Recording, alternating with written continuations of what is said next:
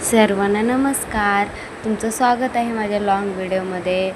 इकडे आम्ही उठलेलो आहे, पण बबड्या अजूनही झोपलेला आहे. बघा किती क्यूट दिसतो.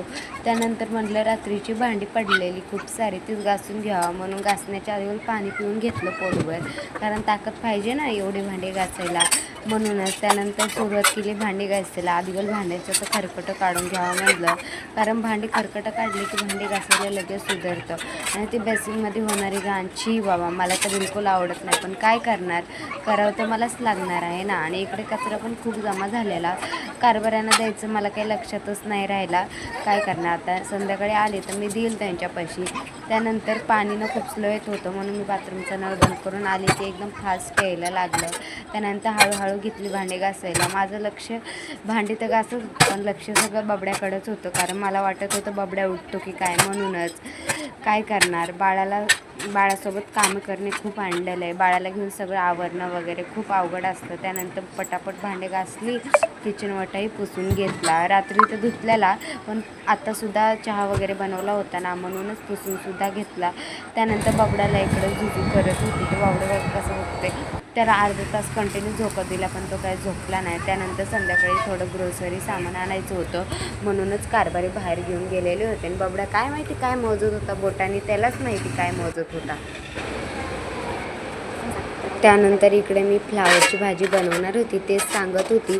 वाईस टाकायचा होता, पण टाकला नाही, कारण म्हणलं वाईसमध्ये टाकता टाकता भांड्याचा आवाज येत होता ना, म्हणूनच तो रिअल वाईस ठेवला नाही, हा वाईस टाकलेला आहे. त्यानंतर म्हणलं रेसिपी शेअर करा, पण रेसिपी एकदम सिम्पल होती ना, म्हणूनच तुमच्यासोबत काही शेअर केलेली नाही आहे. पण असाच व्हिडिओ काढला होता, तेच तुमच्यासोबत शेअर केलेला आहे, नक्की बघा. त्यानंतर इकडं मी तेल टाकून घेतलं कढईमध्ये. माझं तेलच संपलं होतं. तुम्हाला म्हणलं ना मी ग्रोसरी आणायला गेलेली सामान, त्यामध्ये तेल पण आणलेलं होतं तेच. आणि मला काही तेलाच्या पिशवीची गाठसुद्धा सुटत नव्हती. किती वेळ सोडत बसलेली, पण मला काही सुटतच नव्हती. बघा तुम्ही, पुढे दिसेलच तुम्हाला.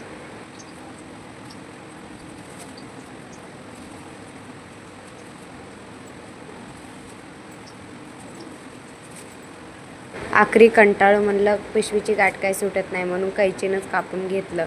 आणि तेल ना किटलीमध्ये काढून घेतलं, आणि थोडंसं कढईमध्ये कमी पडलं होतं, ते सुद्धा टाकून घेतलं. असं तेल तेवढं महाग झालं आहे बाबा, काय सांगू. सोन्याचा भाव आला आहे तेलाला.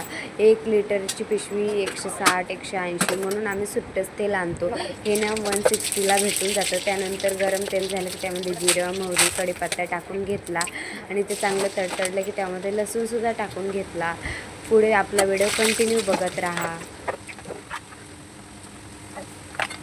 त्यानंतर कढईमध्ये हळद टाकून घेतली, आणि त्यामध्ये फ्लावर टाकून घेतला, आणि चांगला कलर सुटेपर्यंत फ्लावर हलवत होते, कारण हळदीचा कलर लवकर येतच नाही ना, आणि जास्त टाकली की कडू लागते, म्हणून मिडियम हळद टाकलेली आणि हलवत बसलेली. त्यानंतर ते ना 5 ते 10 मिनटं झाकून ठेवायचा, म्हणजे फ्लावर आपला चांगला शिजतो.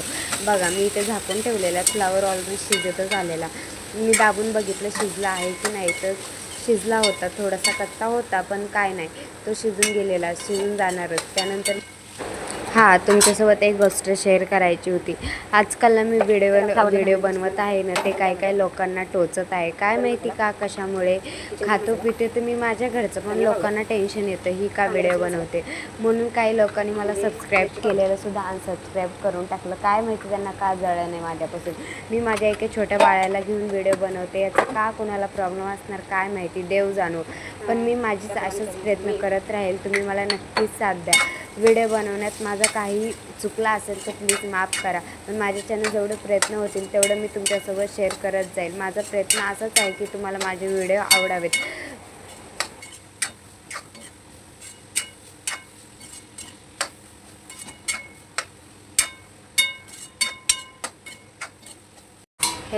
मसाले वगैरे ॲड केल्यानंतर वापस 5 मिनटं झाकून ठेवायचं, म्हणजे आपली भाजी रेडीच होणार. त्यानंतर इकडं मस्त भाजी शिजते, तर मी पीठ मळून घेतलेलं.